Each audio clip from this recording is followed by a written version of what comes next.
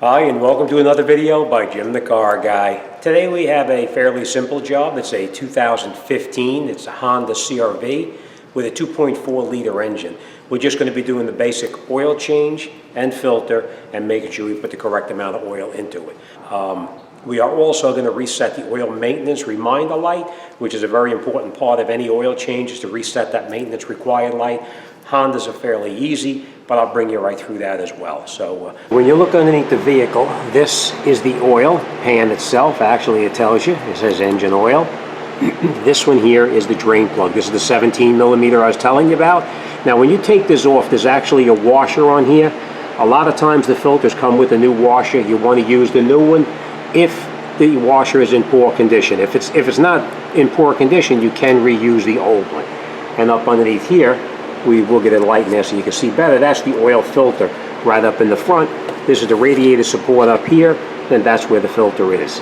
So first thing we're going to do is we're going to take that drain plug out, and we're going to let all the oil drain out first. And once the oil finishes draining, we'll take out that filter. Okay.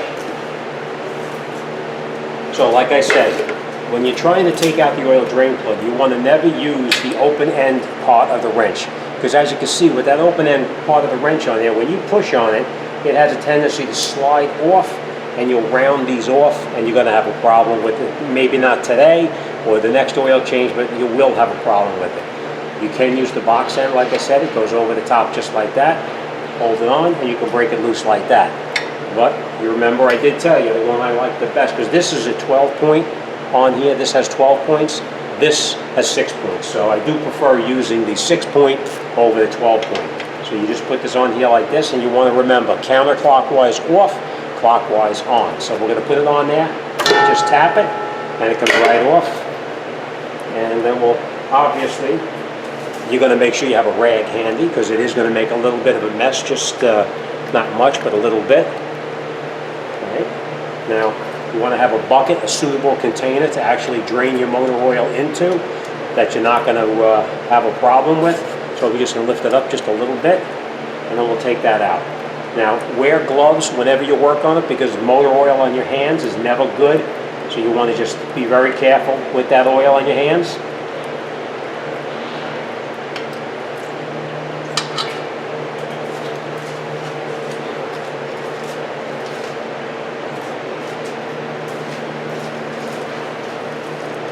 Okay, while that's draining out, remember I told you about that washer? This is the washer right here. If you need to change it, you would just take the washer off, throw it away, and get a new one. So let me go in the back. I'm going to grab a new washer for this vehicle here, because it is a little damaged, and we're going to let the oil drain out, and then we'll come right back.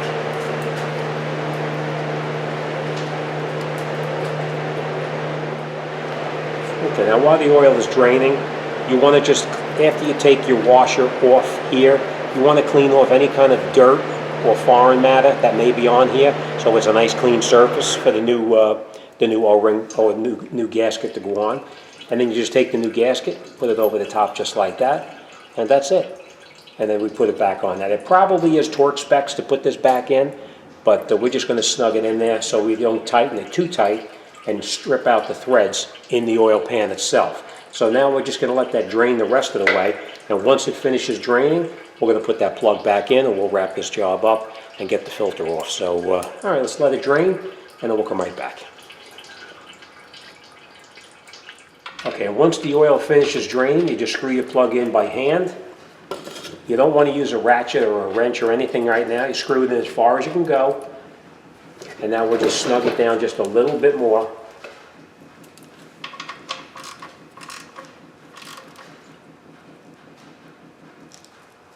All right, being careful not to strip out that plug. Now, the oil filter is up inside here. I'm going to do this with a longer extension so you can see what I'm doing. Let's get a light over here, maybe you can see a little better. Let's see if you can see that.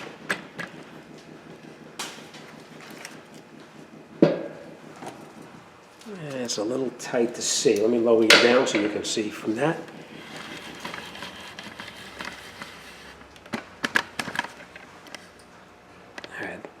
Probably see that. Okay, so we put this on here like this.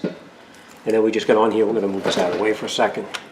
And we get on here with the wrench or ratchet, and then we turn it like that. And once it loosens up, we just take it and turn it out by hand. Make sure you have a bucket below because it is going to leak a little bit.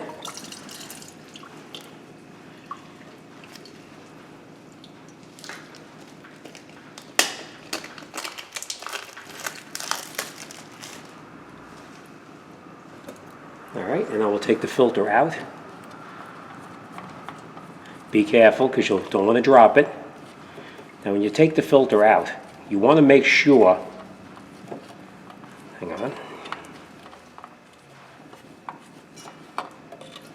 Okay, when you take the filter out, you want to make sure that this ring, see that O-ring right there? Sometimes that O-ring sticks up top on the filter housing up there. If that O-ring sticks up there, you'll need to get that off with a screwdriver or whatever you have to pop it off of the car. All right, now the filter itself, when you get the new filter, one second, let me just clean my hands off here. The new filter, you need to lubricate this O-ring right here with clean motor oil, and you're going to put just a slight bead of oil on there, and then once you put that on there, you can screw it onto the vehicle. We're just going to clean off the housing up underneath here with a rag, just so we have no dirt or anything on there. And then we're going to take the filter and screw it on, and you're going to turn it on by hand only. There's no reason to use a wrench to tighten this back on. You make it as tight as you could possibly make it by hand, and then you're good to go. All right, so we're going to clean off the motor oil that's underneath here just like this, and now we'll lower it down and we'll continue up top. Okay, underneath the hood, this is where your motor oil goes, right up in the top right here. And you just take the cap and you turn it counterclockwise to take it off, clockwise to put it on. All right, sometimes they're really tight.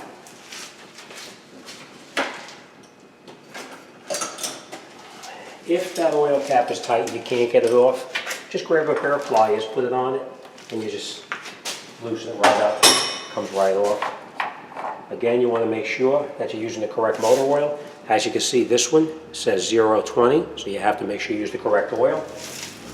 Now, you think you're going to pour it in there and it's going to be okay, but believe me, you want to use a funnel because if it chugs, you're going to wind up getting oil all over the engine, and it's going to be definitely a mess. All right, now remember what we said? We're going to use a zero. I'm not pushing the Napa oil, just so you know. A 0W20 is what we're using in this case, and we know it's a full synthetic, so you want to make sure that you use the 0W20. If you use a 520, most of them come as a synthetic blend, so that's why you want to use the full synthetic 020. Now we know that this one, we looked it up on a computer, and we know that this one holds 4.4 quarts of oil, so that's what we're going to put in there. We're going to take this seal off. Make sure that this part of the seal doesn't fall inside there because you're going to have a problem with that. All right, and now we're going to pour in about 4.5 quarts of oil, and it's marked on the back of the container over here. It's marked, so we're going to put in 4.5. You want to pour it in slow just in case it comes up and spills out.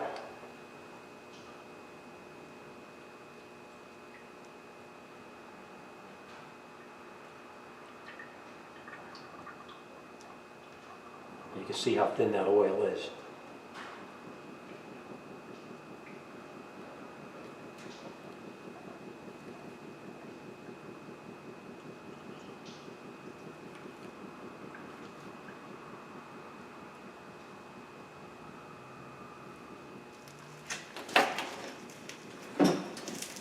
Okay, now I just want to point this out to you as well.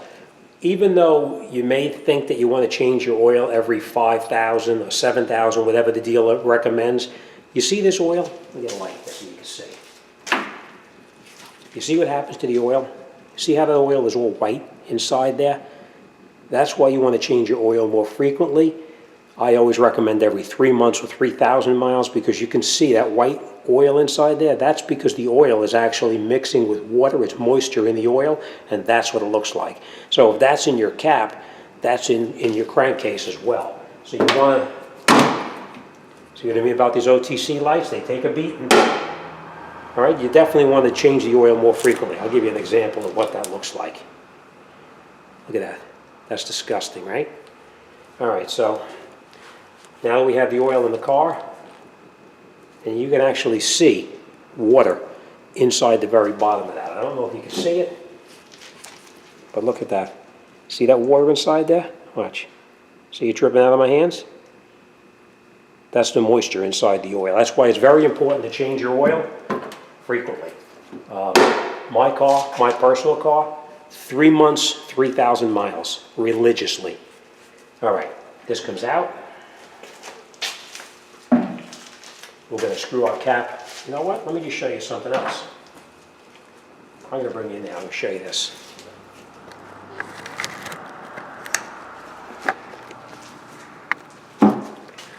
Look down inside the car. You see all that white inside there? That's what I mean about that moisture mixing with the oil. It's never good. So change your oil frequently and you'll have your car for a long time. Okay. All right, next thing we're going to do is we're going to screw our cap back onto the car like that. We're going to start it and let it run for a couple of seconds to get the oil circulating, and then we'll come right back here.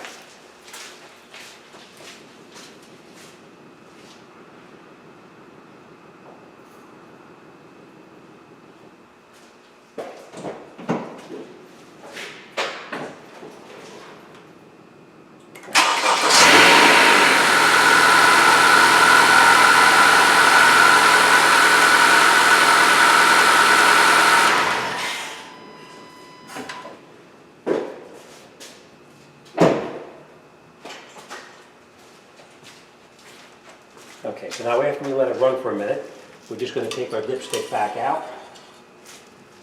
We're going to wipe down the dipstick itself, get the oil off the stick, and the normal range is supposed to be between these two dots right here, preferably to the upper dot. The closer to the upper dot, the better. So let's check it and make sure we're full.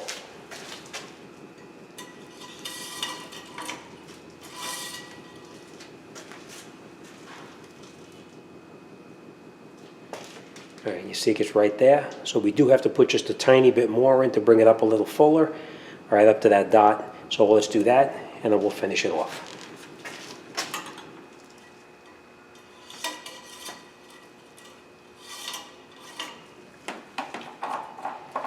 Remember, it's always a little easier to add oil than to try to take it out.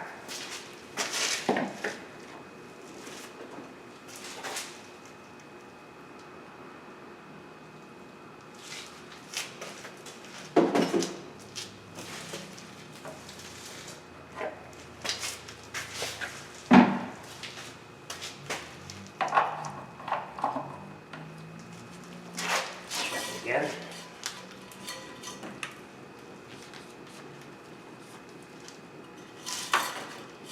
Always make sure your dipstick is down, all the way down as far as it can go. And as you can see now, it's right up to the full mark. But when I say put the stick in, make sure that it's all the way down as far as it can go, right to there. Like this. All the way down. All right, wipe off any oil that you may have contaminated anything with up here or made a mess of. Now, okay, so that's it for the oil change. The oil change is done. Everything worked out perfectly with that. You want to make sure that you look underneath the vehicle so that there's no leakage whatsoever from the filter or from the oil drain plug itself. Now, the next thing we're going to do is we're going to go in the vehicle. We're going to reset that maintenance reminder light, which is very, very important to do. That way you can keep track of your oil changes. The way we're going to do it on this car is we're going to get in the vehicle. We're going to obviously sit down. We're going to take our foot off the brake pedal. We're going to press the start button, turn all the lights on the dashboard, and then we're going to go to the odometer reset, and we're going to continually press that until we get to the oil change, oil life index, or what's remaining on the oil life. We're going to press it, hold it until it resets to 100%, and then it's done. So come on inside, and we're going to take our gloves off for this one, and we're going to continue. Okay, here we go. All right, so we're going to press, obviously, you're going to have the keys in the vehicle with you. You're going to press this button here to turn all the lights on. You're going to keep your foot off of the brake pedal down here so that the vehicle does not start. Alright, so we're going to come in, press the button until everything lights up. Once it does, we're going to come up underneath here to this button right here, and we'll press and release until we come up to the oil index. Press and release. Oil life 50%. Now we're going to press and hold this button down until it starts to blink. Takes about 10 seconds. Alright, and once it starts to blink, you take your finger off, and then you press and hold it again, and it should take about another 10 seconds, and it resets to 100%. There you go. Alright, that's it. Alright, we'll do one more time now. We're going to come in the vehicle. You're not going to step on the brake pedal. You turn this on so that your dashboard lights up. You come up to this button here, and you press and release until we get to the oil index, or oil life. Then you take your finger and you hold that button down for about 10 seconds until the lights start to blink.